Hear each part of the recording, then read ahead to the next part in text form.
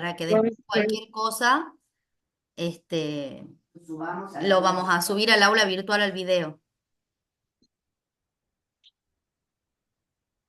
A partir de este momento tampoco puedo admitir a más alumnos, porque como les digo, empiezo en modo presentación y ya no puedo admitir a más. Así que por las dudas queda grabado y no me puedo extender más porque tengo por 2 horas nada más el Zoom abierto que nos ha dado la facultad para esta clase. ¿Ok?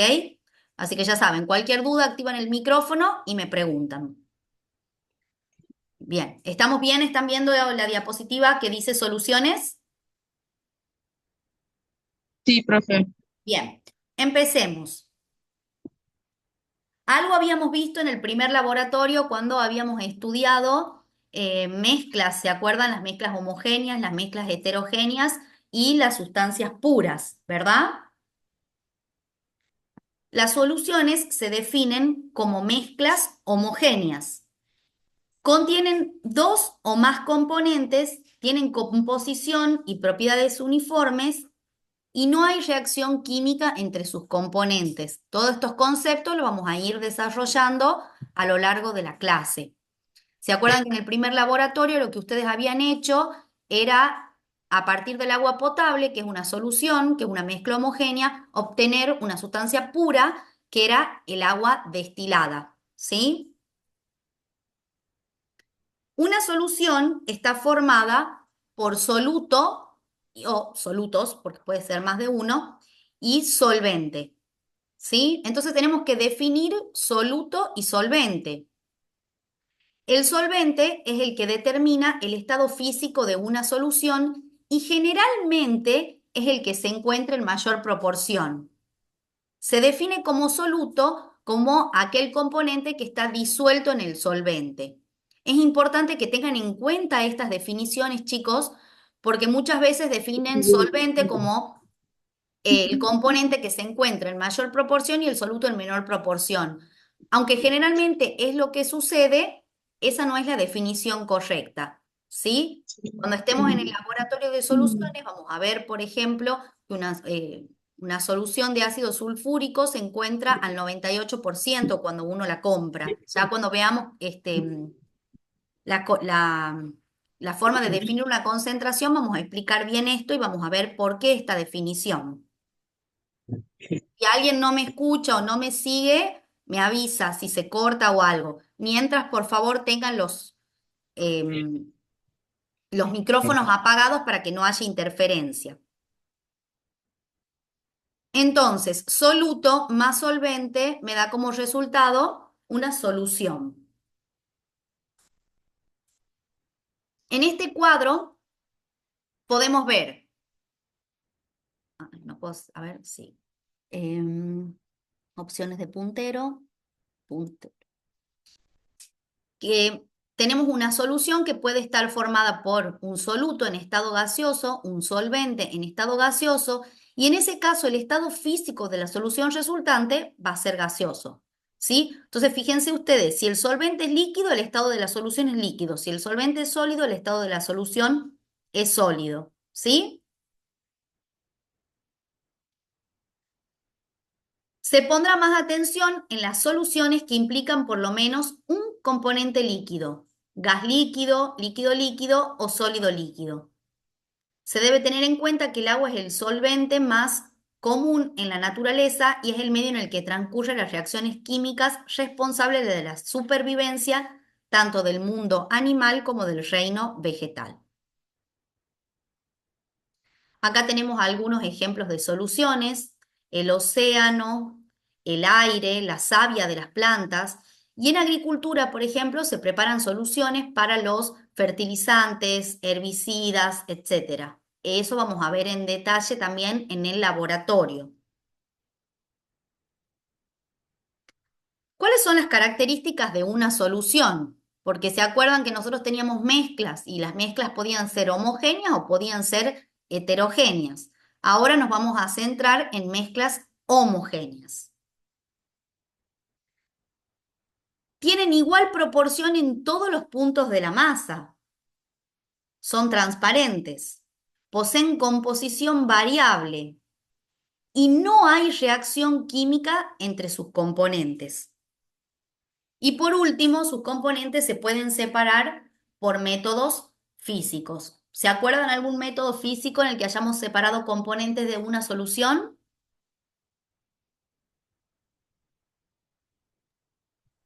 Ya lo hicimos en el laboratorio, por eso les pregunto. La destilación, Muy bien. ¿Y qué habían separado en la destilación simple? ¿Cómo? Agua y alcohol. No. Agua y alcohol no. el agua El de la agua, sal. el agua potable con agua destilada. ¿Cómo? El agua potable que se turbía con el agua, con la combinación. El agua potable, que es el agua del caño, tiene sales disueltas, como por ejemplo el cloruro de sodio, que es la sal de mesa. Tiene más concentración ¿De qué? de cloruro. Tiene El más. agua potable No, tiene en más el agua concentración. destilada directamente no hay cloruros. Ah, A ver, chicos, el agua del sí. caño es una solución porque tiene, además de agua, hidrógeno y oxígeno, tiene sales, como por ejemplo el cloruro de sodio, que es la sal de mesa, y tiene sulfatos. Cuando yo realizaba la destilación simple, calentaba el agua del caño, alcanzaba su punto de ebullición, pasaba a la fase vapor y en el refrigerante se condensaba de nuevo. Pero ¿qué pasaba con esas sales disueltas? ¿Qué punto de ebullición tienen esas sales? Mayor. Mucho mayor. ¿Se acuerdan que en el laboratorio hemos visto cuál era el punto de ebullición del cloruro de sodio? Entonces, ese cloruro de sodio es ese sarro que ustedes ven en las pavas de su casa, por ejemplo. ¿Por qué? Porque uno calienta, calienta y lo único que pasa a la fase vapor es el agua. ¿Está claro? Sí. Bien. Eso, chicos, tienen que tener en cuenta porque en el parcial se les va a preguntar también laboratorio. Y fíjense que el agua del caño, ¿se acuerdan que nosotros poníamos en un tubito de ensayo agua del caño y agua destilada? Y a simple vista, fenotípicamente, no había diferencia, eran iguales, ¿se acuerdan? Sí. Yo tenía que hacer una reacción extra para ver cuál era el agua del caño y cuál era agua destilada, porque en una solución no hay reacción química entre sus componentes. Ya vamos a ver cuál es el proceso de disolución de un sólido en un líquido. Entonces, cuando yo al agua del caño le agregaba nitrato de potasio, aparecía un precipitado blanco de cloruro de plata. No se olviden de eso, porque puede ser pregunta de examen. Todo lo que se ve en clase, tanto en laboratorio como en seminario de problemas, como en teoría, son preguntas de examen.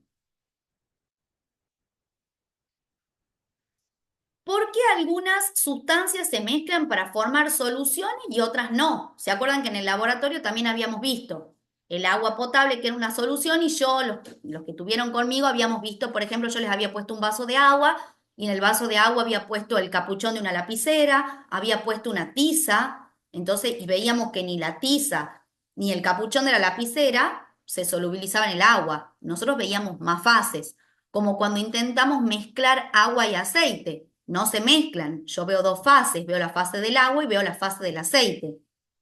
En una solución yo veo una única fase. ¿Está claro? Sí. Bien. Vamos a ver ahora el enfoque molecular del proceso de disolución. ¿Qué significa esto?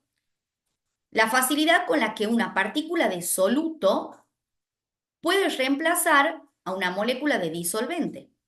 Y eso depende de tres tipos de interacciones. La interacción solvente-solvente, la interacción soluto-soluto y la interacción disolvente-soluto. ¿Qué es esto? Hay que tener en cuenta las fuerzas o atracciones intermoleculares que mantienen unidas a las moléculas en líquidos y en sólidos. ¿Sí? ¿Por qué? Porque en un primer paso las moléculas de soluto se tienen que separar. En un segundo paso las moléculas de solvente se tienen que separar. Como ustedes ven aquí, ¿ven el paso 1? ¿El paso 2? Y en el tercer paso, las partículas de soluto que ya se han separado ahora están ocupando posiciones que antes estaban ocupadas por partículas de solvente. Se han mezclado, ¿se dan cuenta que las pelotitas azules están mezcladas con las pelotitas rosas? Por eso hablamos de mezcla homogénea. Sí, Aquí tenemos la representación de fuerzas intermoleculares en solución. Tenemos este número 1, que está acá, representa las fuerzas de atracción entre las moléculas de soluto.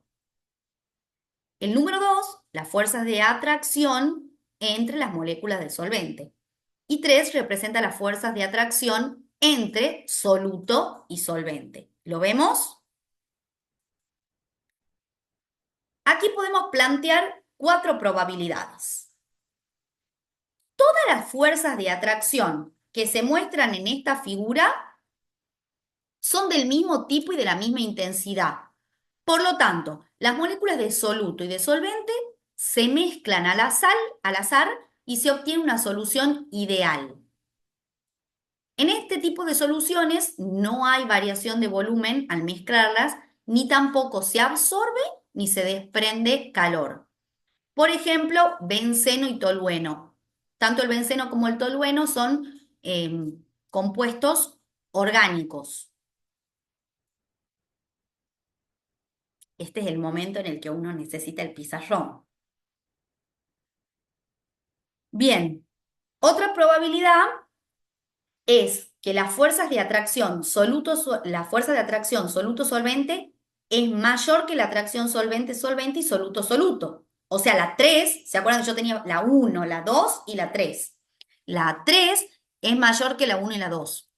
El proceso de disolución será favorable con desprendimiento de energía. En este caso se forman soluciones no ideales, porque sus propiedades no pueden predecirse a partir de sus componentes por separado. Ejemplo de este tipo lo forman las soluciones de amoníaco y agua, cuyas fuerzas intermoleculares son similares. Si las fuerzas de atracción soluto-solvente son más débiles que las de atracción solvente-solvente y soluto-soluto, se obtiene una solución no ideal. Y en ese caso, el proceso de disolución requiere energía. Si las fuerzas de atracción soluto-solvente son mucho más débiles que las fuerzas soluto-soluto y solvente-solvente, lo que se obtiene es una mezcla heterogénea. En el agua, fuertes enlaces hidrógenos mantienen unidas a las moléculas de agua y las moléculas de octano no polares, el octano también es una molécula orgánica, no son capaces de vencer las fuerzas de atracción entre el agua, resultando así que ambos líquidos no se mezclan. Ahora sí tenemos una respuesta porque el agua no disuelve a la nafta y viceversa. ¿Sí? ¿Qué podemos concluir con las 4 posibilidades que acabamos de plantear? Que semejante disuelve lo semejante. Y esta tiene que ser, chicos, su frase de cabecera de ahora en adelante. Es decir, las sustancias con estructuras moleculares parecidas tienen probabilidades de presentar fuerzas de atracción intermoleculares semejantes y ser solubles entre sí. Como les decía, el agua es un compuesto inorgánico y el octano es un compuesto orgánico. No lo conocen al octano, ya lo van a ver el año que viene, si Dios quiere, cuando cursen química orgánica, y van a ver cómo los compuestos inorgánicos son incapaces de disolver los compuestos orgánicos. Si yo quiero disolver un compuesto orgánico, seguramente tendré que recurrir a solventes orgánicos, ¿sí? Los más comunes, por ejemplo, el tetracloruro de carbono, que ahora lo vamos a ver, el éter, el benceno también es un muy buen solvente orgánico, ¿sí? Acá justo tenemos un ejemplo. A ver, prediga la solubilidad en los siguientes casos. Tenemos bromo en tetracloruro de carbono y bromo en agua. Ustedes ya han estudiado fuerzas intermoleculares, ¿así es? ¿Se Sí, acuerdan de esa clase?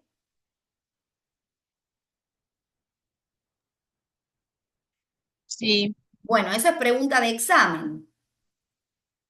¿Qué me pueden decir del bromo? ¿Qué me pueden decir del tetracloruro de carbono? ¿Y qué me pueden decir del agua?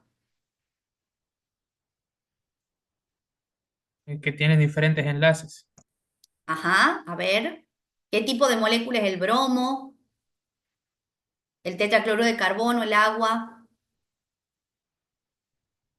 O vamos al punto B que quizás sea más fácil. El cloruro de potasio, que vendría a ser el cloruro de sodio.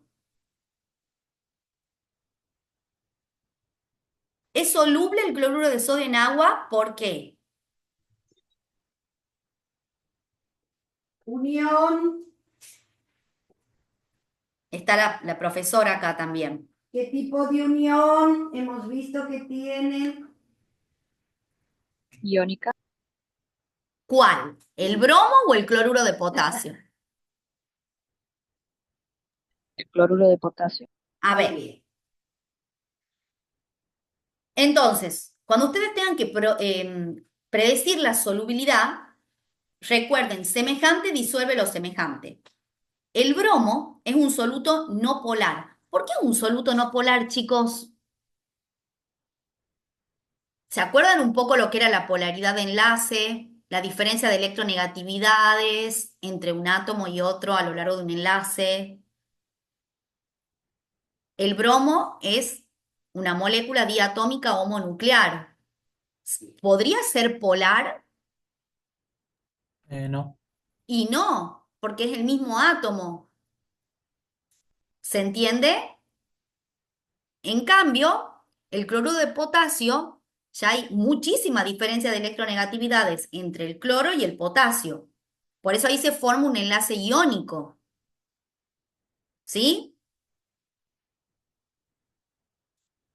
Entonces, el bromo es un soluto no polar y es de esperar que se disuelva en un solvente no polar como el tetracloruro de carbono y no en el agua, que es un solvente polar. ¿Se acuerdan del agua y el dipolo? El agua tiene un extremo positivo y un extremo negativo. ¿Se acuerdan? ¿Cuál va a ser ese extremo negativo del dipolo en el agua?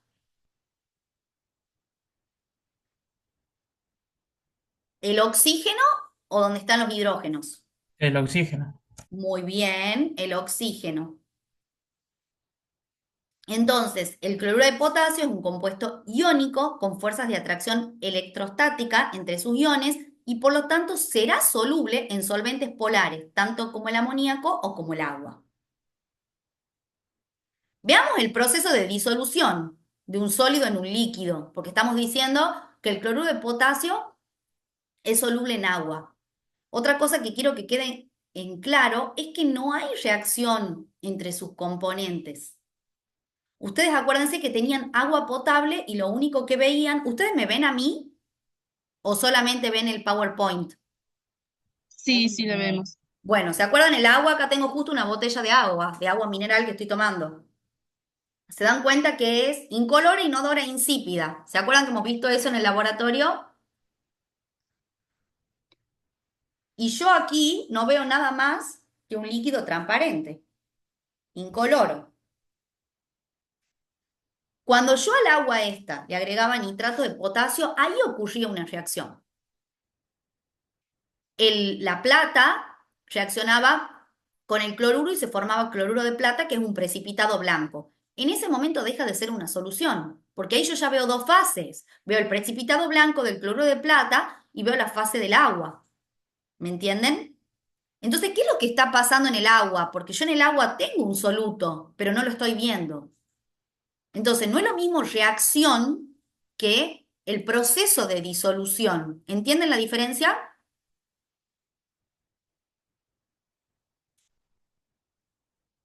Ahora vamos a Sí. ver.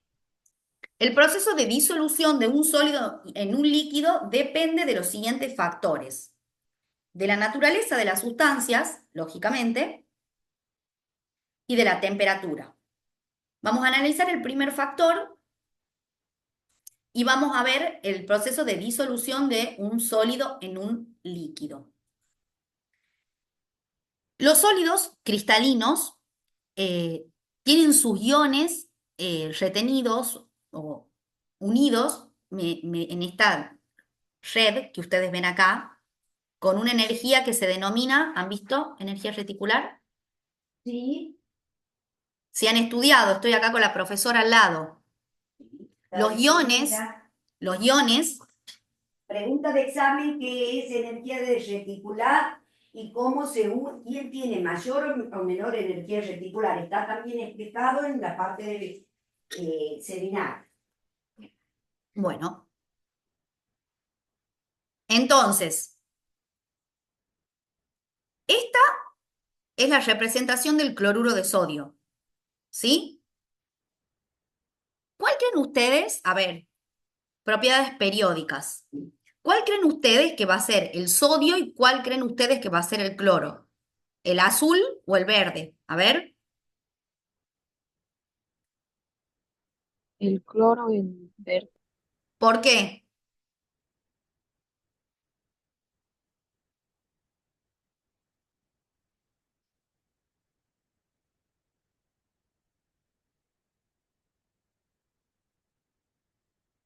Propiedades periódicas, tamaños. Chicos, eso también tienen que estudiar. ¿Cómo aumenta el tamaño en la tabla periódica? ¿Sí? Bueno,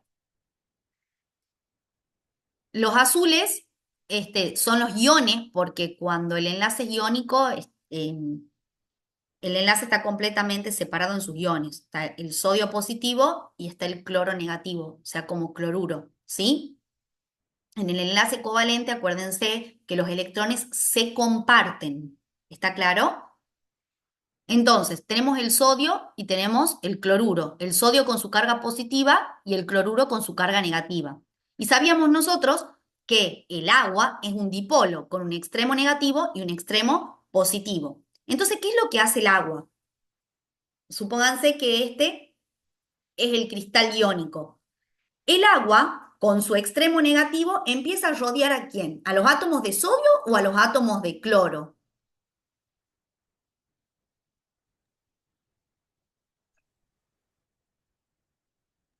Sodio. Exactamente. Con su extremo negativo va a empezar a rodear a los cationes sodio y con su extremo positivo a los cloruros, hasta que logre vencer esa energía reticular que los mantiene unidos y los pueda separar. ¿Lo ven que está representado acá en la figura? Cómo el agua empieza a rodear a los cationes y a los aniones hasta que finalmente se produce la solvatación. Esa es la diferencia fundamental entre una solución y una mezcla heterogénea. En una solución los iones están solvatados. Por eso yo no los veo, porque no hay reacción entre el cloruro de sodio y el agua. Lo que se ha producido es la solvatación de los iones sodio y de los iones cloruros. Pero no hay reacción como sí la vimos a la reacción entre el nitrato de plata y el cloruro de sodio para formar ese precipitado blanco de cloruro de plata. ¿Está claro? Sí. Bien. Bueno, acá tenemos otro ejemplo, que es el azúcar. Cuando ustedes se preparan un té, un mate cocido, agregan azúcar, mueven un poquito y dejan de ver el azúcar, ¿verdad? Se ha producido la disolución justamente del azúcar en el agua. Ahora, el azúcar es un compuesto orgánico, tiene muchos, muchos átomos de carbono. ¿Por qué creen ustedes, viendo la estructura acá del azúcar, de la glucosa, por qué creen ustedes que el azúcar es soluble en agua si yo les digo a ustedes que son muchos átomos de carbono? Es más, acá hay un átomo de carbono. Cada uno de estos enlaces, aquí hay otro átomo de carbono, otro átomo de carbono, otro átomo de carbono. Son muchos átomos de carbono. ¿Por qué creen ustedes que se puede solubilizar?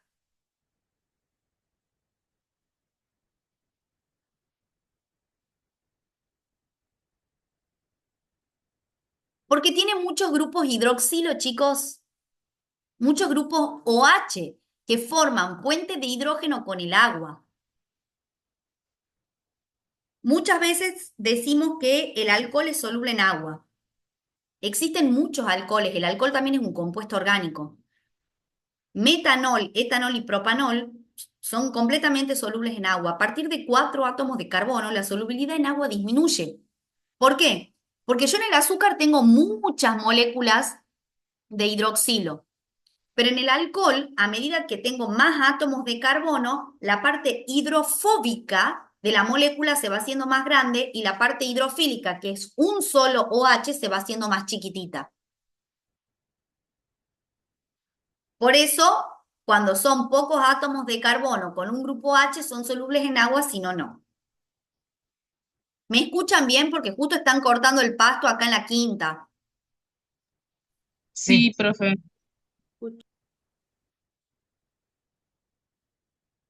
Bueno, formación de disolución y equilibrio. Este es el enfoque macroscópico del proceso de disolución. Y es más o menos lo que veníamos hablando recién.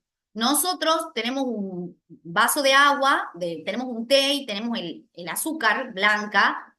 Le ponemos al té y nosotros, mientras revolvemos, podemos ver todavía las partículas de azúcar hasta que llega en un momento que se produce la solvatación y no las vemos más. ¿Sí? La cantidad de soluto necesaria para formar una solución saturada en una determinada cantidad de solvente y a una determinada temperatura se conoce como solubilidad. Entonces tenemos que hablar de soluciones saturadas, no saturadas y sobresaturadas. Entonces, cada compuesto tiene su propia curva de solubilidad. Por ejemplo, el nitrato de potasio, que es con el que vamos a trabajar en el laboratorio de soluciones de la semana que viene. Cuando se dice que la solubilidad del nitrato de potasio en agua a 30 grados centígrados es 45 gramos por 100 mililitros de agua, nos indica que la cantidad máxima de nitrato de potasio que se puede disolver en ese volumen de agua para dar una solución saturada a esa temperatura. Les debe haber pasado, chicos, que capaz no tanto con el azúcar, pero con el chocolate, cuando se preparaban una leche con chocolate. Había una parte de chocolate que se disolvía en la leche, ¿verdad? Y a veces como les gustaba mucho el chocolate, le agregaban tanto Nesquik que terminaban de tomar y había un exceso en el fondo de la taza, ¿verdad? En ese caso, el líquido no pudo disolver tanta cantidad de chocolate que le habían agregado, ¿sí? Porque hay una cantidad máxima que es la que se puede disolver en un determinado volumen y una determinada temperatura para formar una solución saturada.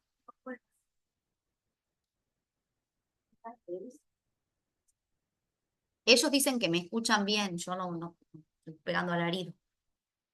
Bueno, Sí, se lo escucha bien, profe. Profe, una pregunta. sí, ¿Podría volver a repetir el concepto de solubilidad, por favor? sí. La cantidad de soluto necesaria para formar una solución saturada en una determinada cantidad de solvente y a una determinada temperatura se conoce como solubilidad. Yo acá les había dicho que el proceso de disolución depende de la naturaleza de la sustancia, es decir, similar disuelve lo similar, y de la temperatura. Ahora vamos a ver cuál es la influencia de la temperatura.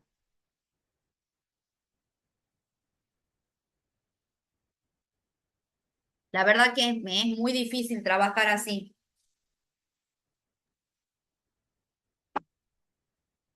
A ver, que hay chicos, voy a esperar un segundito, que hay chicos que me están pidiendo entrar.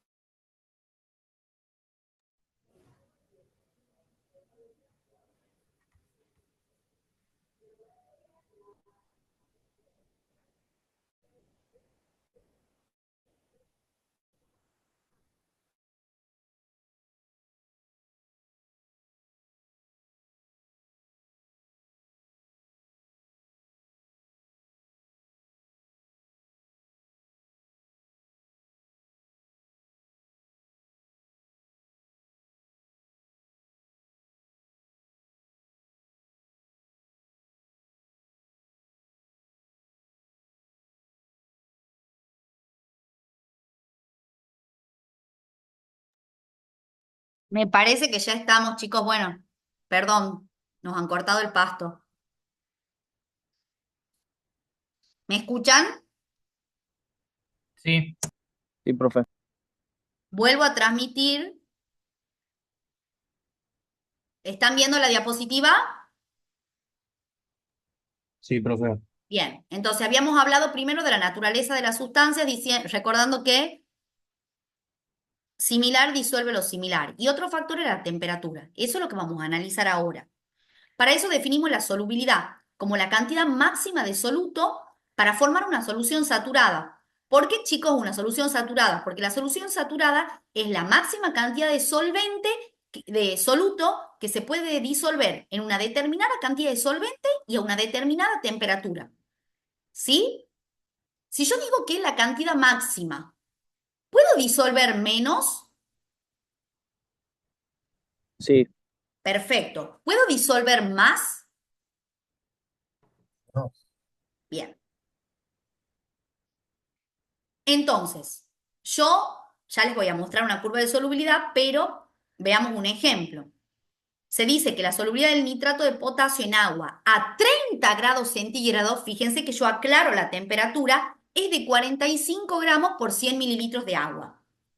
Es decir, la cantidad máxima de nitrato de potasio, que es mi soluto, que se puede disolver en 100 mililitros de agua para dar una solución saturada a esa temperatura es 45. ¿Sí? Si yo en vez de 45 gramos pongo, por ejemplo, 30 gramos de soluto en 100 mililitros de agua, ¿tengo una solución? sí, Sí. pero no saturado. Pero ya va a ser una solución no saturada. ¿Está claro? Sí, Bajo ciertas circunstancias se pueden obtener soluciones sobresaturadas. Contienen disuelto más soluto que el que pueda haber en una disolución saturada. Lógicamente, son soluciones muy inestables. Y yo agrego un cristal de más y precipita todo el exceso disuelto como se muestra a continuación. Fíjense cómo cambia de color. Yo acá tengo una solución no saturada que tiene un color verde clarito. Cuando la solución es saturada, tiene un color verde más oscuro. ¿Por qué? Porque se está agregando más soluto. Ahora, cuando la solución está sobresaturada, el color se pone más intenso y acá abajo pueden ver cómo ha precipitado el exceso. Si yo agrego un cristal de más, precipita el exceso. Estas son las llamadas curvas de solubilidad. Y aquí yo les he puesto varias curvas de solubilidad para distintos elementos, para distintos compuestos. A fines de nuestro estudio, en el laboratorio, nosotros vamos a estudiar la curva de solubilidad del nitrato de potasio, que es esta que ustedes ven acá. Y acá está graficada la solubilidad, fíjense, gramos de soluto en 100 gramos de agua. ¿Yo puedo hablar de 100 gramos de agua?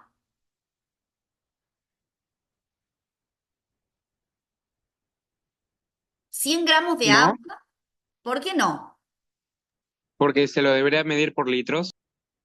Claro, se lo debería medir en unidad de volumen, en mililitros, pero ¿cuánto es la densidad del agua? 1, Entonces 100 gramos de agua es lo mismo que ¿qué? 100 mililitros. Exactamente, fíjense que aquí yo les hablaba de 100 mililitros de agua y en esta curva yo les he puesto 100 gramos de agua y es lo mismo, porque la densidad es 1. ¿Qué podemos observar? Esta es la gráfica, quiero que aprendan a interpretar una gráfica. Esto es solubilidad en el eje de las Y y temperatura en el eje de las X. ¿Qué me pueden decir? ¿La solubilidad aumenta o disminuye cuando aumenta la temperatura? Aumenta. Perfecto. Para un sólido, generalmente, la solubilidad aumenta con el aumento de la temperatura. Lo que vemos aquí son la solubilidad de un sólido en 100 gramos de soluto por cada 100 gramos de agua en función de la temperatura. Veamos, ejercicio de aplicación de conceptos, interpretación de la curva de solubilidad del nitrato de potasio. Esta es la curva de solubilidad del nitrato de potasio, esa que yo voy marcando con el puntero rojo, ¿ven? Todo punto sobre la curva representa una solución saturada. Entonces díganme, ¿qué punto es una solución saturada? ¿Qué letra? N El punto N, N y ¿qué más? y S. S, Muy bien. Todo punto por debajo de la curva representa una solución no saturada. ¿Cuál es? T. T. Perfecto. Y todo punto por arriba de la curva representa una solución sobresaturada. ¿Cuáles son esos puntos? M y R. Muy bien. Excelente. Veamos ahora. Nosotros tenemos ya dos soluciones saturadas, N y S. Les cuento que tanto T como M y como R pueden transformarse en soluciones saturadas. Yo tengo que hacer de alguna manera que este punto R caiga sobre la curva, o que este punto T caiga sobre la curva, o este punto M caiga sobre la curva. ¿Cómo podríamos hacer? El punto T, por ejemplo, el punto T está acá. Si es una solución no saturada, significa que tiene menos soluto disuelto de lo esperado para formar una solución saturada. Entonces, ¿qué podría hacer yo para llegar del punto T a la curva? Agregarle soluto. Agregarle más soluto. O bien, fíjense, disminuyendo la temperatura. Porque si yo disminuyo la temperatura, esto creo que está en 65, si yo disminuyo la temperatura hasta aproximadamente 58 grados, ¿lo ven? También caigo sobre la curva. ¿Entienden? Esta es sí, típica pregunta de examen, o sea, el análisis de esta gráfica, saber interpretar gráficas, es pregunta de examen. El punto M, por ejemplo, que es una solución sobresaturada, se podría saturar agregando un cristal. Cuando yo agregaba un cristal, hacía que precipite todo el exceso.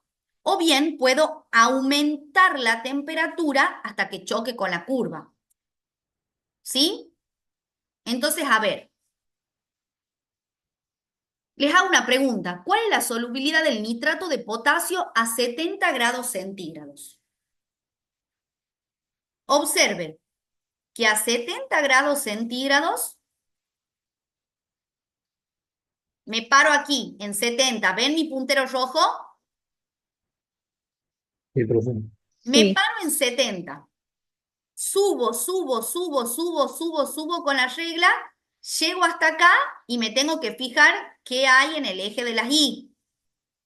¿Y qué dice? Que la solubilidad a 70 grados centígrados es 150 gramos de nitrato de potasio cada 100 gramos de agua. ¿Se entiende? sí. Sí. Bien, calculen ustedes la solubilidad del nitrato de potasio en 25 gramos de agua. A ver, con una regla de 3 sencillita.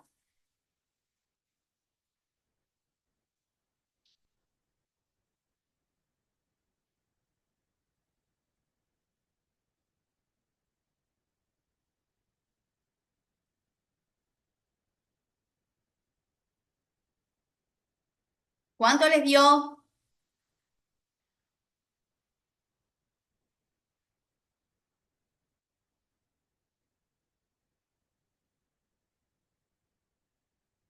A ver.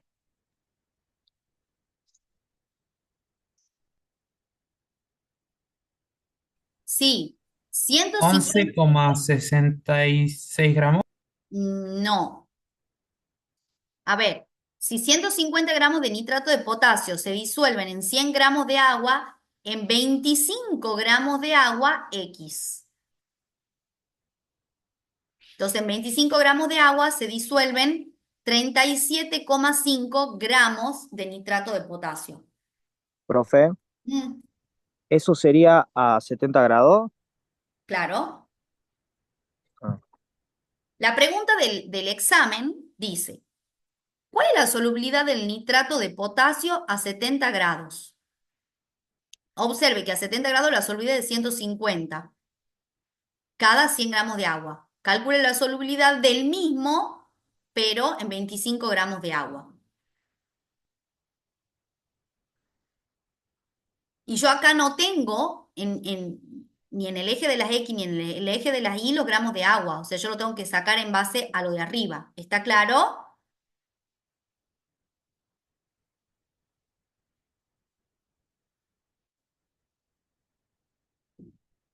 Sí, Bien.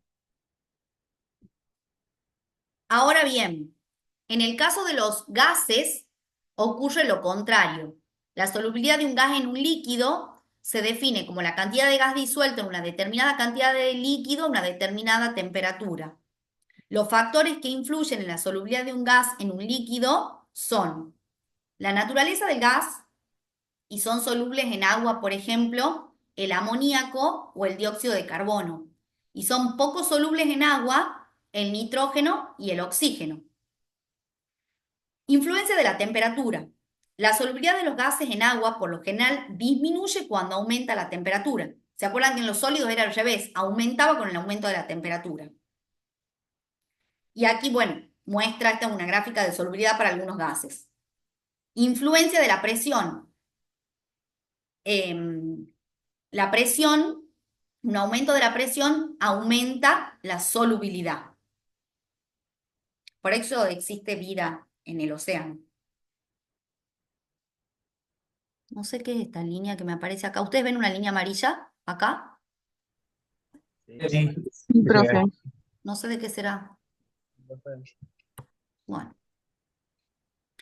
Esto es por la ley de Henry, que dice que la solubilidad de un gas es igual a la presión del gas sobre la solución por una constante de proporcionalidad característica para cada gas que solo depende de la temperatura.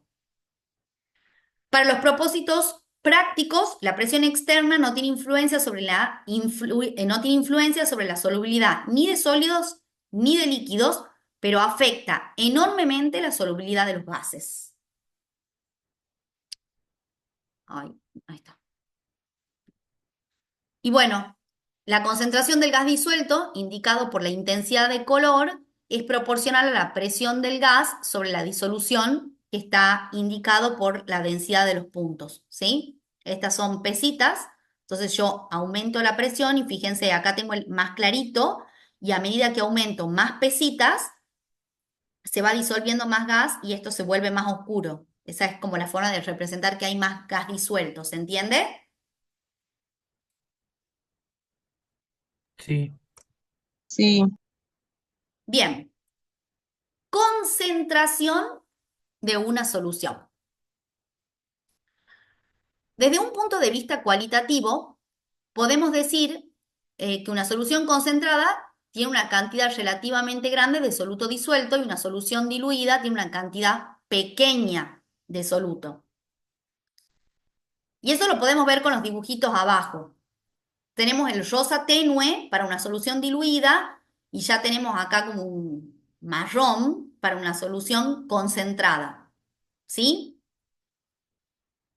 Sin embargo, el estudio, esto es cualitativo, ¿por qué? Porque yo lo estoy viendo, ¿sí?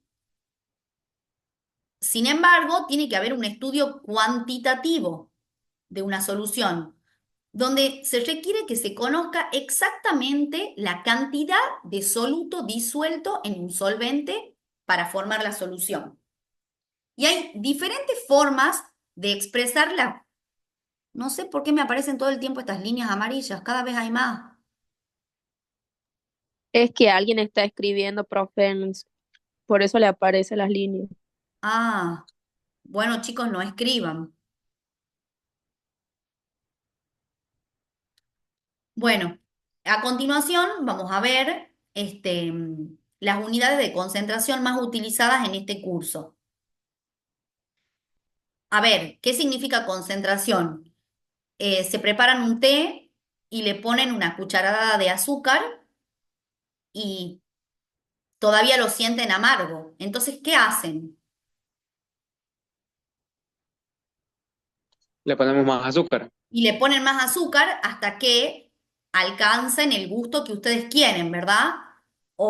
Sí, O cuando cocinan, se han olvidado de poner sal y dicen, uy, este fideo no tiene gusto a nada, ¿sí? O le han puesto sal, pero le han puesto poca. Entonces hay que ponerle más sal para sentir el gusto salado. ¿Qué gusto tiene la sal? ¿Se entiende lo que quiero decir? sí, profe. Bueno, eso en la vida diaria. Ahora bien, ustedes van a preparar soluciones siempre.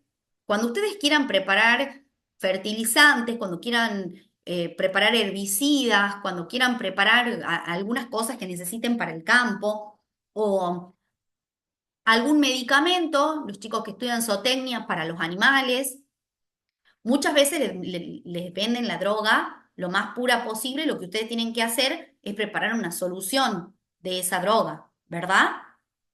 Por ejemplo, el ácido sulfúrico es un ácido muy fuerte y peligroso.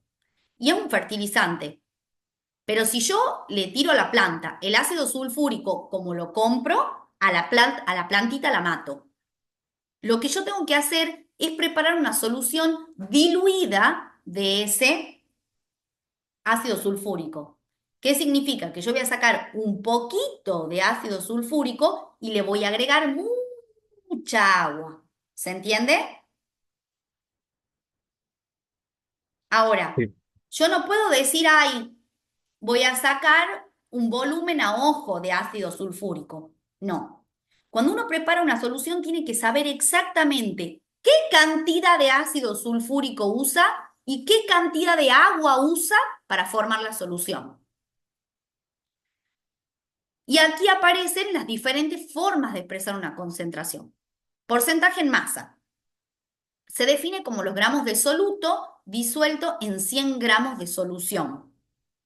¿Qué significa? Que si yo tengo una solución de cloruro de potasio al 20%, tengo 20 gramos de soluto en 100 gramos de solución.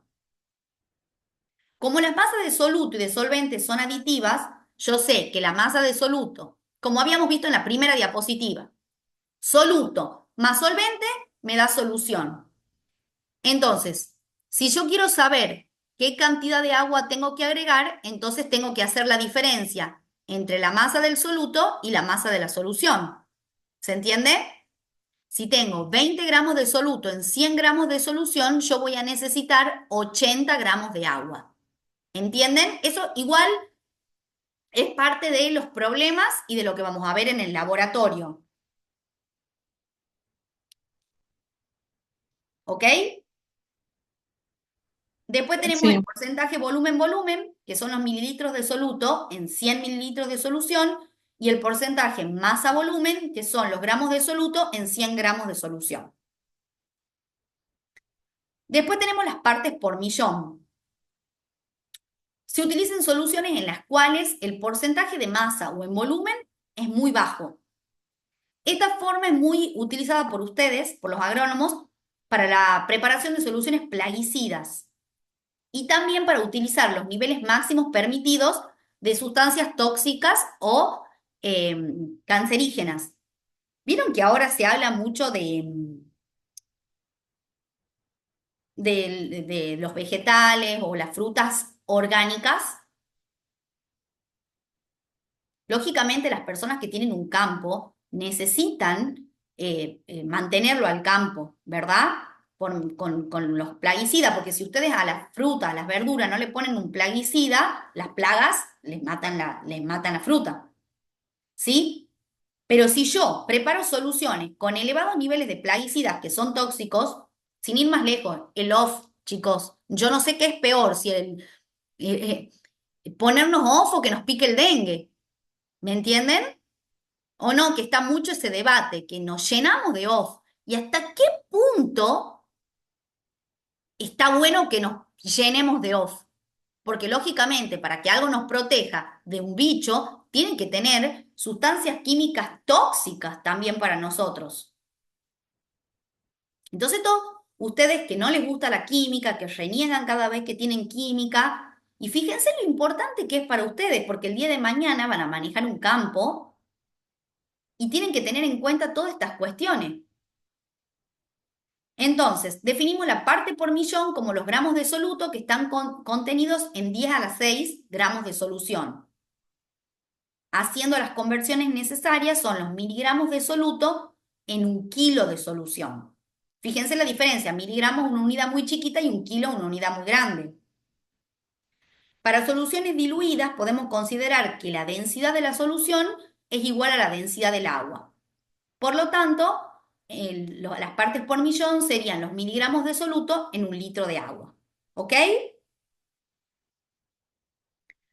Esto es solo la teoría. La aplicación de todos estos conceptos lo vamos a ver la semana que viene en el laboratorio y en la tutoría.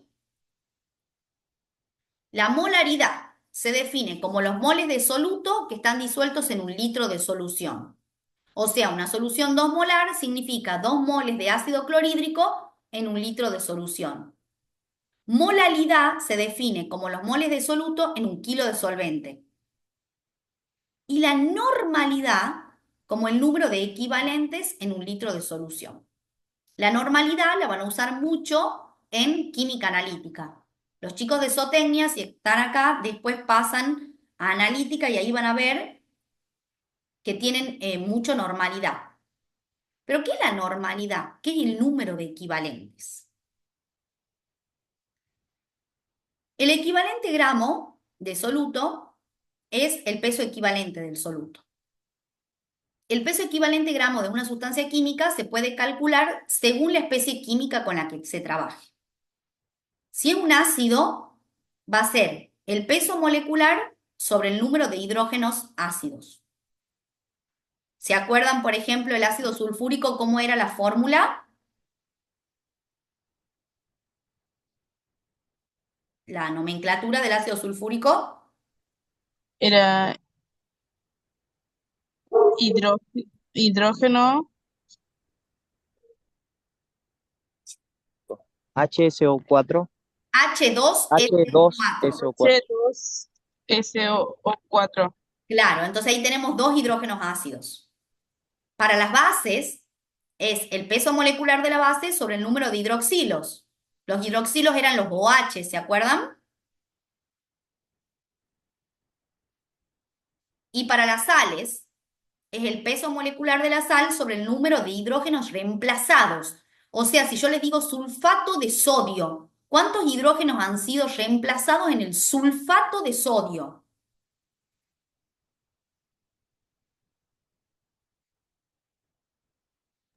2. Exacto, si el ácido sulfúrico tenía 2 hidrógenos y le estoy diciendo sulfato de sodio, oso chiquito, pico de pato, entonces fueron reemplazados 2 hidrógenos. ¿Ok? Como les digo, esto es la teoría. Ya vamos a ir a aplicaciones después en laboratorio y en tutoría. Y por último tenemos la fracción molar. Supongamos una solución formada por un solo soluto y un solvente. La fracción molar del soluto se define como el número de moles de soluto sobre el número total de moles de la solución. Obviamente, este valor es menor que 1. Entonces, conociendo X2, podemos calcular la fracción molar del solvente, por ejemplo. ¿Sí? Esto lo paso rápido porque lo van a ver después en problemas. Quiero llegar a las propiedades coligativas. Obviamente, en el parcial van a ir problemas, pero ahora aquí no vemos problemas, ahora estamos viendo teoría. Esto, como teoría, es muy importante en el parcial. ¿Me están prestando atención o quieren un recreo de 5 minutos? Siga, profe, siga. ¿Sigo nomás? Sí, profe, sigo nomás. Sí, profe. Bueno, más vale que los alumnos de mi comisión de la semana que viene respondan todo esto, ¿no?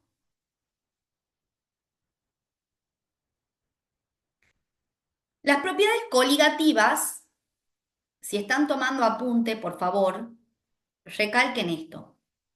Dependen solo del número de partículas del soluto en la solución y no de la naturaleza de las partículas. Marquen, subrayen, escriban. Depende del número de partículas. ¿Cuáles son esas propiedades coligativas? Disminución de la presión de vapor. Elevación del punto de ebullición. Disminución del punto de congelación y presión osmótica. Veamos una por una. A ver. ¿Se acuerdan del primer laboratorio? ¿Ven por qué todo está relacionado, todo se da? No está el vicio, no somos unas profesoras pesadas que les damos cualquier cosa. En el primer laboratorio, justamente lo que habíamos hecho era purificar agua del caño, ¿sí? El agua del caño es una solución y tenía sus sales disueltas. Habíamos estudiado que ese soluto era no volátil. ¿Por qué es no volátil? Porque tiene una temperatura de ebullición muy elevada. ¿Sí? Es decir, que no tiene una presión de vapor que se pueda medir. La presión de vapor de la solución siempre será menor que la del disolvente puro. Remarquen todo esto que yo estoy diciendo. Y tenemos acá un dibujito. A la izquierda, ¿qué tenemos? El solvente puro. ¿Qué significa? Que solamente tengo moléculas de solvente, ¿se entiende? Y en el dibujo de la derecha tengo el dibujo de una solución. Y fíjense que yo tengo circulitos celestes, que eran los que correspondían al solvente puro, y en la solución tengo los circulitos celestes y unos circulitos marrones. O sea, ya tengo soluto y solvente. ¿Está claro? ¿Cómo es la Sí. presión de vapor según lo que ustedes están viendo aquí en la gráfica del solvente puro y de la solución?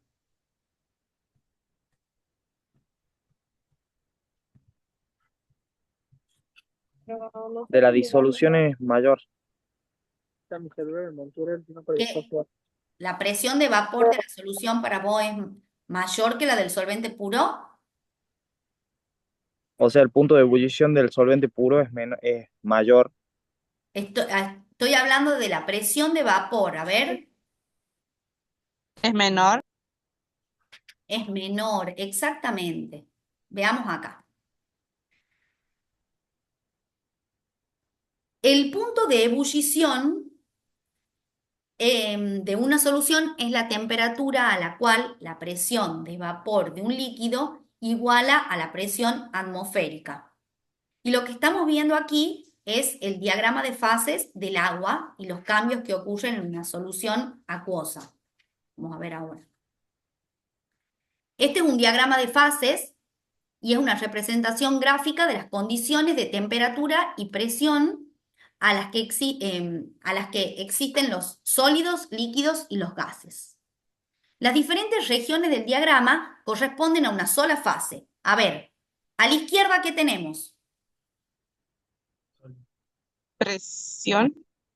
No, estado de la materia. Corresponden a una sola fase, estado de la materia. Sólido. Perfecto, acá está el sólido, acá está el líquido y acá está el vapor. ¿Y este punto acá donde se intersectan las tres? Se llama punto triple. Es el punto en el cual coexisten las tres fases en equilibrio. Habíamos dicho que la presión de vapor de una solución es menor que la del disolvente puro.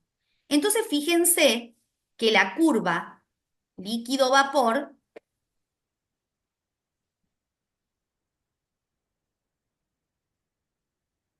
perdón. Entonces, fíjense que la curva líquido-vapor, que está representada por una línea de puntos, está siempre por debajo del solvente puro, que es la línea sólida. Como consecuencia de la intersección de la curva punteada y la curva horizontal, que marca la presión de una atmósfera, ocurre una temperatura mayor que el punto de ebullición normal del agua.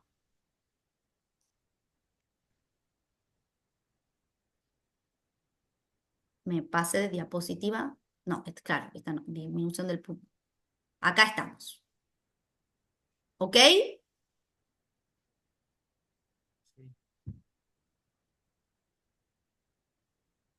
Chicos, ¿están? Sí, profe. Sí, Sí, profe. profe.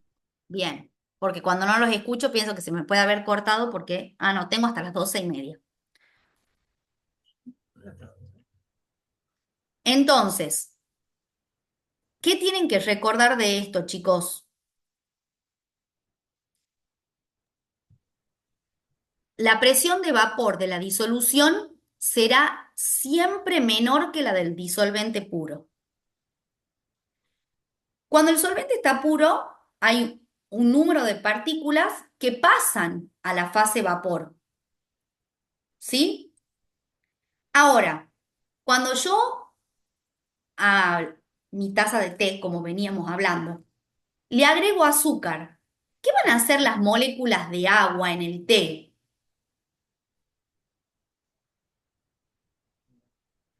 Se van a Para involucrar en el disolver el azúcar. Perdón, sí, digan.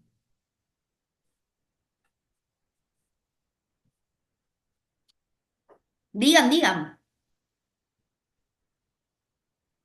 Que se van a mezclar con las moléculas de azúcar. Exactamente. Esas moléculas de solvente se van a involucrar en un proceso de solvatación. Van a estar ocupadas disolviendo el azúcar y ya no va a haber tantas moléculas de solvente disponibles para pasar a la fase vapor. Por eso, esto anoten bien, la presión de vapor de una solución será menor que la del solvente puro. ¿Pregunta de examen o no, profesora? Totalmente. ¿Se entiende el concepto de la disminución de la presión de vapor?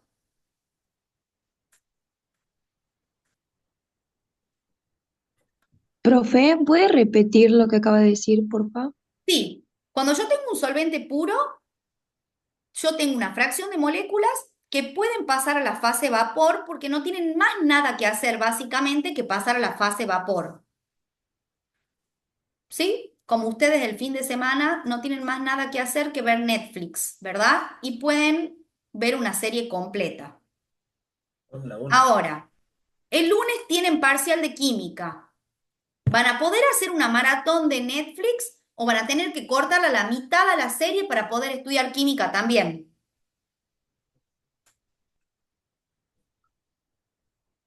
Cortar la maratón de Netflix para poder estudiar. Muy bien, pero si juega Argentina, ¿qué hacen?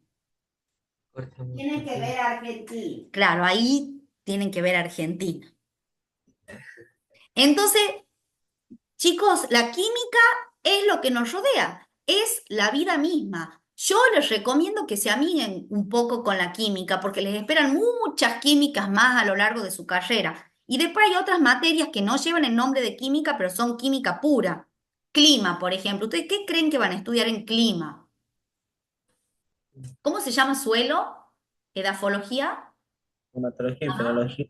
¿Edafología es suelo? Sí. ¿Qué creen que van a estudiar en edafología?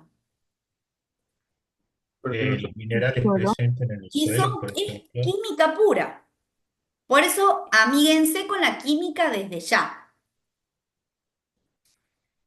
Volviendo a esto, el solvente puro tiene sus moléculas completamente tranquilas para pasar a la fase vapor. Cuando yo al solvente puro le agrego un soluto no volátil, las moléculas del solvente se van a involucrar en el proceso de solvatación. Es decir, algunas van a pasar a la fase vapor, pero muchas otras van a estar involucradas en el proceso de solvatación. Por eso disminuye la presión de vapor. ¿Se entiende?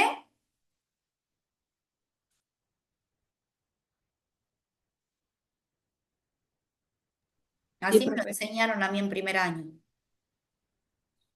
También, igual que ustedes. También me costó. No es por tirarle mala onda, pero esta es la más difícil de todas las químicas. Pero si la aprenden bien, las otras son mucho más fáciles. Bueno, otra de las propiedades coligativas era la disminución del punto de congelamiento. A partir del mismo gráfico, se observa con claridad que al disminuir la presión de vapor de la solución, la curva sólido-líquido se desplaza hacia la izquierda. ¿La ven aquí? ¿La punteada? Sí, Como consecuencia de la intersección de esa línea con la horizontal que ocurre a la presión de una atmósfera, ocurre una temperatura menor para el punto de congelación del agua. Fíjense, esta es la presión de una atmósfera, ¿la ven? Que las estoy marcando aquí con el puntero. Sí.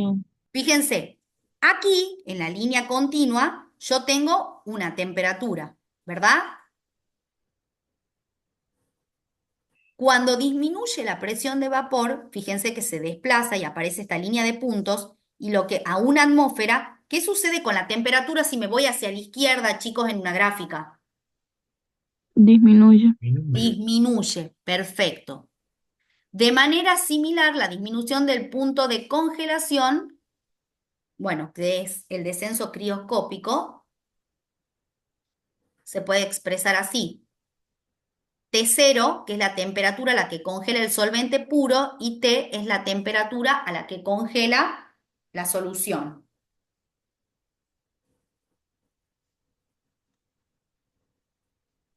Creo que tenía un ejemplo. ¿Cuál era el ejemplo de los cítricos, Ma? El ejemplo de los cítricos. En los campos, cuando hace mucho Claro, frío. los agricultores No, saben cuándo deben cuidar de que su fruta se vaya a congelar. Acá en Tucumán no porque- pasa, claramente. No, sí sucede, porque cuando hace mucho frío desciende el punto de congelación, tanto en los limones como en las naranjas. ¿Y por qué desciende? Porque en el agua que es transportada a través de las raíces, llevan sales disueltas, ¿sí? Sí. Entonces, eso hace que baje aún más el punto de congelamiento. Supongamos, si congelan a 2 grados, pasan a congelarse a 0 grados. Entonces las deben cuidar. Y saben que la naranja, que es más dulce, congela más abajo que los limones porque llevan más sales disueltas. Por eso el agrónomo sabe muy bien cuándo cuidar de las heladas, tanto los limones, esta es una zona eminentemente limonera, Y sí. ¿sí? Y es producto de que el agua lleva sus sales disueltas y hace que disminuzca el punto de congelamiento. ¿Qué sucede, por ejemplo, en Nueva York? Todo el mundo ve cuando Sí. nieva. ¿Ahí qué pasa? ¿Alguna vez han en visto las una calles. película cuando se llenan las calles de nieve? En alguna película tienen que haber visto alguna vez qué hacen ¿Qué se echa? de los municipios. ¿Qué le ponen a las calles cuando están llenas de nieve? Sal. Sal. Bien, ¿y por qué creen que les ponen sal? Para derretir. Para que no se congele el agua. Claro. Para eso. Bueno, Para que baje el exactamente, punto de congelación. para de descongelarla. Y cuanto más sal le echa, puede llegar hasta menos 20, menos 30. El punto de congelamiento baja mucho. En cambio, el de ebullición aumenta poco. Ahora ven. Ah, claro, todavía no lo he dicho. Otro ejemplo. El de la nafta, el del líquido refrigerante. El líquido exacto. ¿Por qué los radiadores no le Ese. podemos poner agua? Y se le pone, en cambio, aparte del Etilenglicol. agua, un etilenglicol, por ejemplo. Un diol, solito un alcohol. inoxidable. Para que disminuya el punto y el agua. Si vos estás en Bariloche a 0 grados, se te va a congelar el agua. El radiador y no va a andar el auto. ¿Se entiende con estos ejemplos que le hemos dado lo que es la disminución del punto de congelación? Sí, Sí. profesor. Porque esto es pregunta de examen. Mucho pregunto esto. Entonces, fíjense, cuanto más concentrada es una solución, más desciende la presión de vapor. más asciende el punto de ebullición y más desciende el punto de congelación de la misma. Entonces, ¿se acuerdan que yo cuando empecé con propiedades coligativas les dije, las propiedades coligativas son propiedades que dependen solo del número de partículas de soluto y no de la naturaleza de las partículas? Ojo, entonces como conclusión acá les digo, cuanto más concentrado es una solución, más desciende la presión de vapor. Si desciende la presión de vapor, asciende el punto de ebullición y más desciende el punto de congelación de la misma. ¿Sí? Los que tuvieron laboratorio conmigo, ¿tengo algún alumno mío acá conectado en clase de mi comisión? Sí, profe. Sí, profe. Qué bueno, ¿se acuerdan que yo les había puesto como ejemplo el agua, el alcohol que nos ponemos en las manos y el kit esmalte? ¿Se acuerdan? ¿Y qué habíamos visto? Uno, que el olor del kit esmalte era más fuerte que el olor del alcohol y el agua, bueno, no tiene olor. Y además habíamos visto que cuando nos poníamos alcohol, nosotros nos ponemos alcohol en la mano todo el tiempo después de la pandemia y el alcohol se seca rápido en la mano, ¿ok? Eso porque tienen puntos de ebullición, tanto el kit esmalte como el alcohol tienen puntos de ebullición más bajos que el agua. ¿Está claro? ¿Se acuerdan también que habíamos hablado que cuando estábamos cocinando y teníamos una ollita de agua hirviendo y le agregábamos sal, ¿qué pasaba con qué pasaba con el agua que estaba hirviendo? Se corta el hervor. Se corta el hervor, entonces por el agregado de ese soluto no volátil. Y empieza a hervir un tiempito después. ¿Está claro? Profe, Sí. entonces el alcohol y el acetato son menos concentrados ¿El alcohol y qué? y el acetato. No era acetona, era acetona, no era Ah, acetato, era acetona que es el kit Son esmalte. orgánicos, yo no le pedí tanto esas cosas, ella porque es profesora de orgánica también, ¿qué hablan tanto orgánica? Acetona, es el kit ¿serían menos esmalte. concentrados? No, solamente les hablo del punto de ebullición y les estoy mostrando que cuanto más bajo el punto de ebullición, mayor presión de vapor y por eso ustedes sienten olor. Eso es lo que les he querido decir.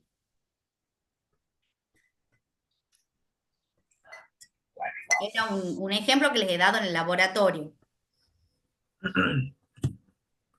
Bueno, a ver, veamos ahora un problema. Tenemos dos soluciones de etilenglicol, que es ese líquido refrigerante para los radiadores. Una solución es 1 molar y una es 2 molar. ¿Cuál es más concentrada, la 1 molar o la 2 molar? Una tiene 1 mol y la otra tiene 2 moles de soluto. 2 molar. La 2 La molar. dos. La 2 molar va a ser más concentrada, obvio, porque tiene más moles de soluto que la otra. Preguntas. A ver, tienen 5 minutos para contestar. Fíjense ahí, la están leyendo, ¿verdad? Ambas soluciones congelarán a la misma temperatura. La No. solución 1 No. tiene un punto de congelación más Más bajo que el de bajo. la 2. La 2 más bajo que el de la 1. La 1 tiene un punto de ebullición más alto que la 2. La C. La serie la C. Sí.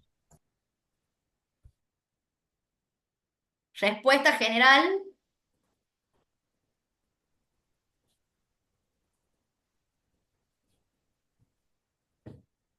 ¿Acertaron o no? Sí. Sí. Muy bien. Esa es una típica pregunta de examen, chicos. Tenga en cuenta que cuanto mayor es la concentración de soluto en la solución, más se acentúan las propiedades coligativas. La solución 2 molar es más concentrada que la 1 molar, por lo tanto tiene mayor concentración de soluto y por lo tanto la solución 2 molar tendrá un punto de congelación más bajo que la 1 molar. Respuesta correcta, la C. Lo felicito. Gracias. Ah, sí estaba. Aquí, las aplicaciones prácticas. Sí. Bueno, ya hemos charlado un montón de esto. Ah, de la naranja y Sí, eso tienen que saber como ingeniero agrónomo. sí, se las puse, se las puse. Bueno, ya terminando con la clase, vamos a la presión osmótica. para comprender esta última propiedad es necesario definir ósmosis. ¿Qué es la ósmosis? Es el paso selectivo de moléculas de solvente a través de una membrana porosa, desde una solución diluida a una de mayor concentración. Remarca la definición, porque eso pregunto. ¿Han escuchado? Es el pasaje de agua, de solvente. Nosotros generalmente acá usamos agua, pero es el pasaje de solvente, no de la solución de soluto, es el pasaje de solvente. Y lo curioso es, desde la más diluida, o sea, de la solución más diluida a la más concentrada. ¿Sí o no? Pregunta de examen es eso. Pregunta de examen. Bueno, y aquí tienen los circulitos más chiquititos son las moléculas de agua y los circulitos más grandes, los verdes, son las moléculas de soluto. Aquí tienen la membrana semipermeable. Bueno, y aquí tienen marcada la presión osmótica. Que la presión osmótica de una solución es la presión que se requiere para detener la ósmosis, es decir, el pasaje de moléculas de Soluto. no, Solvente. solvente, Solvente. chicos, pregunta de examen, por favor. Ósmosis. Puedes repetir 20 veces. Ósmosis es el paso selectivo de moléculas de solvente a través de una membrana porosa, desde una solución diluida a una más concentrada. Por favor, solvente. Entonces, la presión osmótica es la presión que yo tengo que hacer para detener la ósmosis. ¿Está claro? Sí. Sí. Bien. Sí. Como toda Sí. propiedad coligativa, la presión osmótica es proporcional a la concentración de la solución. La presión osmótica es el mecanismo principal para el transporte ascendente del agua en las plantas. O sea, esto lo van a ver un montón. Las hojas liberan agua al aire por el proceso de transpiración, produciendo un aumento de la concentración de soluto en los fluidos de las hojas. El agua es impulsada a través del tronco y la rama y los tallos de los árboles por presión osmótica, originando un mayor ingreso de agua por ósmosis. Acá, chicos, ustedes deben saber más. ¿Aparecían el xilema y el floema o estoy confundida? ¿Ya han estudiado eso? El Sí, xilema profe. para el agua.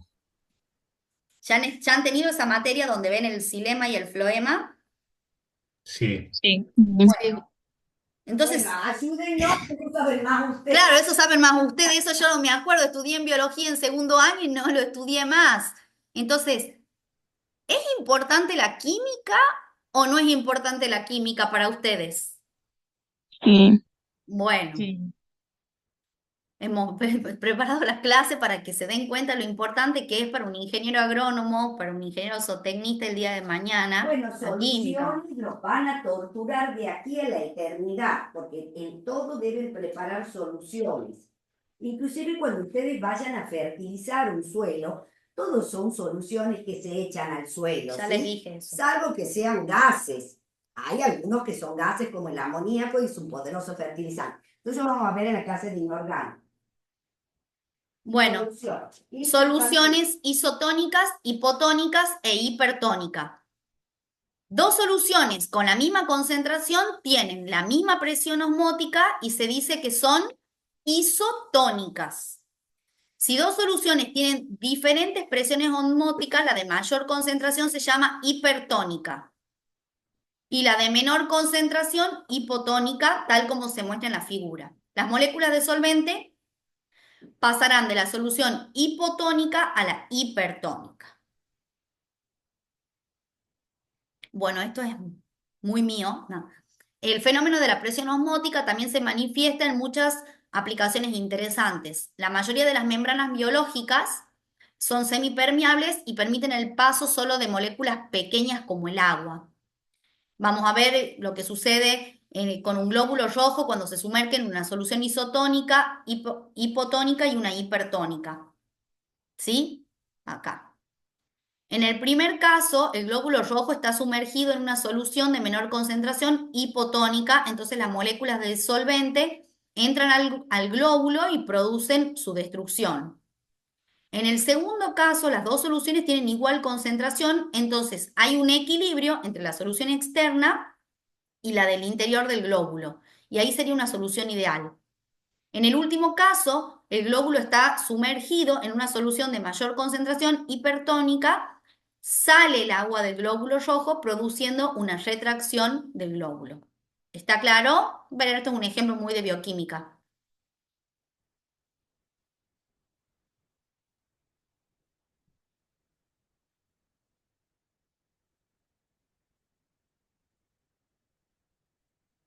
¿Está claro? Sí, profe. Sí, profe. Sí. Bueno, ¿hay alguna duda? ¿Alguna pregunta? Profe, ¿hasta dónde va el primer parcial? Hasta acá. Hasta soluciones. Sí. Sí. La semana que Profe, una viene, pregunta. sí. Disculpe, usted mencionó hace rato una memotecnia para lo que es nomenclatura. ¿Lo puede repetir o explicarlo? Porque nosotros, hay una comisión que no vimos, lo ¿Qué que era cosa? la memotecnia. ¿Oso ¿Cómo era? chiquito pico de pato? Eso, ¿cómo es? Ah, bueno, es que así nos enseñaban a nosotros. Eso es para saber cómo cambia el nombre del ácido a la sal. Bueno, gracias. Esa no era. Pero no, es oso chiquito pico de pato. ¿Cómo era? No le han enseñado en su comisión, dice, bueno, no se enseña así. A mí No se enseña así. a mí me lo han enseñado así, por eso yo lo digo así, a veces es más fácil. Claro, claro. Bueno, gracias. Qué horror, me dicen. No, si así enseñaban siempre. Vos me has enseñado así. Yo Sí, nunca sí. aprendí. Antes en nomenclatura, ningún alumno podía cursar sin saber nomenclatura. Así Era que eso sí. eliminatorio. Preguntan el parcial si llega hasta soluciones nomás, ¿verdad? Hasta soluciones con nomenclatura incluida. Claro. Sí, les voy a poner el temario, por supuesto, antes que rinda. La semana que viene es la última semana que tenemos trabajo práctico de laboratorio. Y de ahí van a tener 2 semanas libres porque es la semana del parcial y la semana de las recuperaciones. Seguramente, si los laboratorios que se suspendieron de hoy y no sé qué va a pasar con los de mañana, los vamos a recuperar esa semana, ¿ok? Sí, profe. Bueno, sí. Bueno, Bueno, hoy no hay actividad a la tarde porque el paro a las 2 de la tarde es total. ¿ya han dicho? Sí, eso me acaban de comentar las autoridades. Entonces no los podemos hacer venir. Y estamos a la espera de qué sucede mañana, ¿sí? Si se levanta o no el paro y así vamos reorganizando. Estén atentos. Siempre se los comunica por WhatsApp. Chicos, no me escriban tanto por privado, porque responder a 700, yo me desespero por responderle a todo, les juro por Dios, pero a veces no puedo. Cuando nosotros tengamos alguna información, la vamos a poner en el grupo. Si no poníamos nada en el grupo es porque realmente no sabíamos. Y hoy a las 6 de la mañana estábamos todas despiertas con los noticieros prendidos, viendo qué pasaba y esperando para darles a todos una respuesta. Yo he venido temprano, hablé con las autoridades de la facultad para que me habiliten esta página de Zoom y uno hace todo lo humanamente posible en cosas que son ajenas a nosotros. Tampoco puedo pretender que vengan hasta la quinta alumnos que pueden, no sé, ser de Alderetes, por ejemplo, de Montero. Sé que tenemos alumnos de Montero, de Concepción, que van y vienen. ¿Se entiende? Profe, Sí. ¿el seminario va a seguir con normalidad, digamos, o también se corta como las clases teóricas? No, hoy no hay actividad de nada a la tarde. No, sí, ya se me refería en las próximas semanas. La otra semana. No, siguen con normalidad. Siguen, o sea, A ver, la clase de seminario de hoy y de hoy pueden venir mañana, porque mañana a la tarde también hay clase de seminario. sí. Entonces, si ustedes no pueden venir hoy no van a venir hoy porque se han suspendido las actividades y pueden venir mañana, vengan mañana. No, sí, es que no me estoy expresando bien. Me refería con respecto a las próximas semanas, todo ajeno ya al paro este No, de la próxima colectivos. semana continuamos con soluciones, chicos. Perfecto. La próxima semana vamos a tener laboratorio de soluciones y problemas de soluciones. Sí, se avanza a pasos agigantados porque el 20 es el parcial. Esa fecha es inamovible. Eso lo fijan las autoridades. Y de modo que el viernes rinden estructura y unión. Si no han podido escuchar los seminarios, entonces, ¿qué haría yo? Me voy a la guía de trabajos prácticos porque cada ejercicio tiene una explicación totalmente entendible para el alumno, habiendo asistido, supongo yo, a las teorías. Y el libro de teoría también tiene toda la teoría muy bien explicada. Necesitan todo ese material sí o sí para poder rendir correctamente el parcial. Se termina esta semana estructura y unión y la que viene comienza soluciones.